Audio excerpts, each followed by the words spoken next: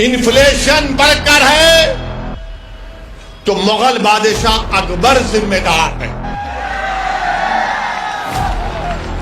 नौजवानों में, युवाओं में बेरोजगारी है तो ताजमहल बनाने वाले शाहजहां की जिम्मेदारी है। पेट्रोल डीजल बढ़ गया, औरंगजेब जिम्मेदार है, मोदी जी नहीं है जिम्मेदार। ये लोग करके गए, इसीलिए पेट्रोल आज तक बढ़ रहा है।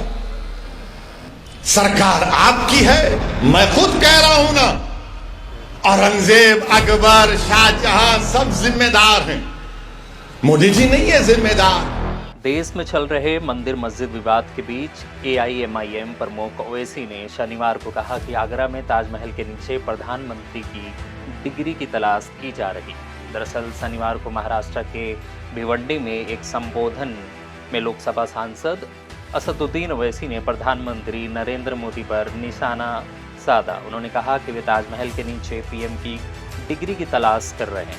खोदेंगे, अब बोल रहे ताजमहल के नीचे, उसके तहखाने में क्या है देखेंगे।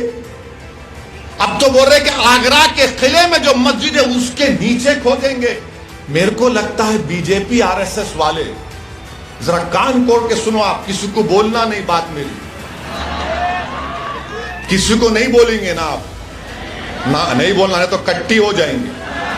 अपनी दोस्ती बरकरार रहे, तो इसलिए खोद रहे वो लोग कि देश के प्रधानमंत्री की डिग्री तलाश कर रहे, कहां है, कहां है, कहां है। नरेंद्र मोदी की MA पॉलिटिकल साइंस की डिग्री है, मगर देश के प्रधानमंत्री की एंटायर पॉलिटिकल साइंस की डिग्री है, मिलती नहीं है। तो शायद प्यारे बोल रहे मस्जिद के बहाने डिग्री मिल जाएगी, मस्जिद तो नहीं मिलेगी। ये ताजमहल विवाद के सामने आते ही जो कुछ हफ्ते पहले भड़क उठा था। आगरा में ताजमहल के बंद 22 कमरों के पीछे की सच्चाई का पता लगाने के लिए एक भाजपा नेता द्वारा याचिका दायर की गई थी। याचिका में दावा किया गया था कि समाधि वास्तव में एक पुराना शिव मंदिर है। 12 मई को इलाहाबाद उच्च न्यायालय ने याचिका खारिज कर दिया और कहा था कि ऐसी चीज़ों को इतिहासकारों पर छोड़ दिया जाना चाहिए। उसी संबोधन में ऑल इंडिया मजलिसे इत्तेहादुल मुस्लिमीन के प्रमुख असदुद्दीन ओवैसी ने कहा कि भाजपा इस बारे में बात करती रहती है कि मुगल भारत के बाहर से कैसे आए, लेकिन दुनिया के विभिन्न हिस्सों से कई अन्य समुदायों ने भी ऐसा किया। उन्होंने कहा कि केवल द्रविड़ और आदिवासी ही भारत से हैं। उन्होंने कहा कि भारत न मेरा है, न ठाकरे का, न मोदी, न शाह का। अगर भारत किसी का है तो वह द्रविड़ और आदिवासी का है।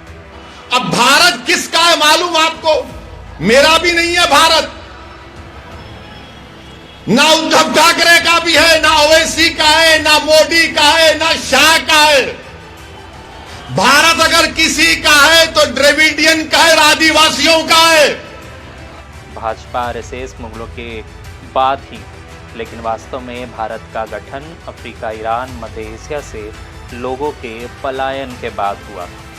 ओवैसी ने नेशनलिस्ट कांग्रेस पार्टी पर भी कटाक्ष किया, जो वर्तमान में कांग्रेस और शिवसेना के साथ गठबंधन में है, महाराष्ट्र में सत्ता में है।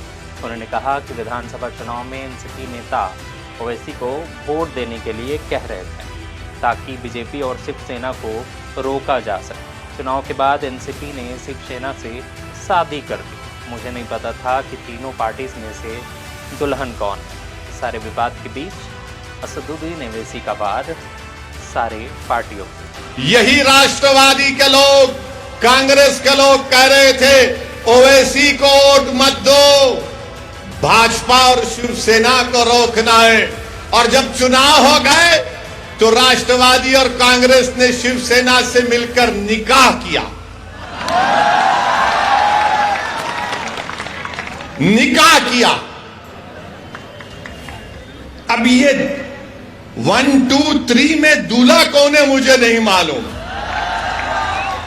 मगर एक सदाबहार दूल्हा आपके सामने खड़ा हुआ है। जब सत्ता को मिलना था, CM की कुर्सी थी, मंत्री की पोस्ट थी, दौलत थी, इख्तिदार था, तो बोले मुसलमान का छोड़ो, कहां जाएगा, उसको हम तो हमेशा से धोखा देते आए हैं।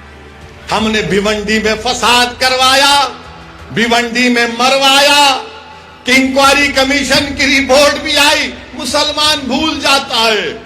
जज्बात में लाओ मुसलमान को, भाजपा का, शिवसेना का, सेकुलरिज्म का इसको पाठ इसके सामने पढ़ो, मुसलमान सन्नाटे में आ जाता है।